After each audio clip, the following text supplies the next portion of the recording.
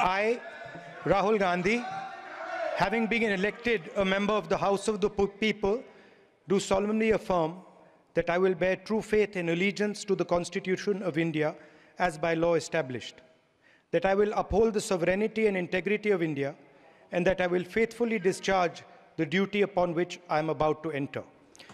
Jai Hind, Jai Samvidhan.